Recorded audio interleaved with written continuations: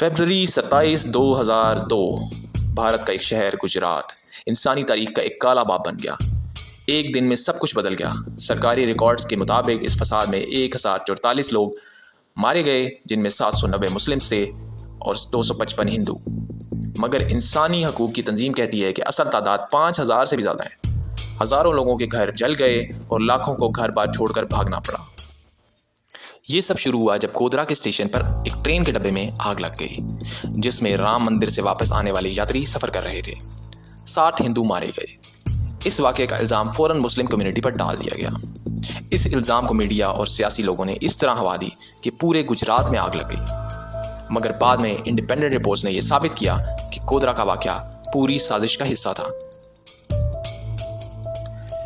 जहां पुलिस का काम था अमन कायम करना, वहां उन्होंने मॉब को कंट्रोल करने की बजाय उनकी रहनुमाई की। Human rights watch, amnesty international और भारत की अपनी एनजीओज जैसे PUCL की रिपोर्ट्स के मुताबिक पुलिस ने मुस्लिम मोहल्लों के नक्शे मॉब्स को दिए ताकि सीधा टारगेट मारा जा सके। और टारगेट क्या था? सिर्फ मुसलमान। कई मकामात पर पुलिस ने मॉब्स को रोकने की बजाय वहां से पीछे हटकर रास्ते खोल दिए, जो इस बात को जाहिर करते हैं कि पुलिस इस मामले में पूरी तरह मुलव्विस थी। सवाल यह है कि हुक्म किसने दिया? इस सवाल का जवाब एक retired IPS officer Sanjeev Bhatt ने अपने एफिडेविट में दिया।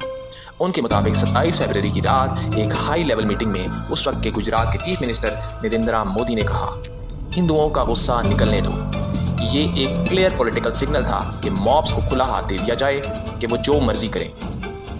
तहलका के स्टिंग ऑपरेशन ने भी ये एक्सपोज किया कि BJP और RSS के लोगों ने पुलिस और स्टेट मशीनरी का इस्तेमाल किया ताकि मुस्लिम कम्युनिटी को निशाना बनाया जा सके।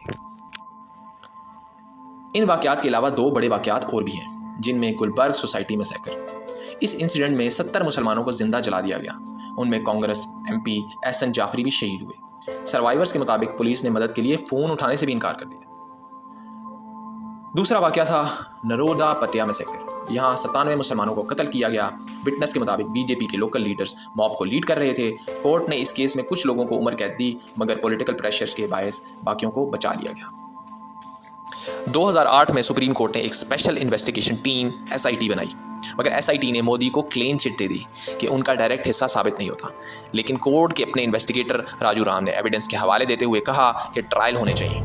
मगर जब पॉलिटिकल पावर इतनी मजबूत हो तो इंसाफ का रास्ता रोक दिया जाता है, और वही लीडर्स आज इंडिया के प्राइम मिनिस्टर कहलाते हैं। जिस शख्स पर कम्युनल फसादात का इल्ज़ाम था, जो उस वक्त का गुजरात का चीफ मिनिस्टर था, आज वो भारत का प्राइम मिनिस्टर है। ये सिर्फ गुजरात के मुसलमानों के लिए नहीं, बल्कि इंसाफ की तलाश करने वाले हर इंसान के लिए एक कड़वा सच है।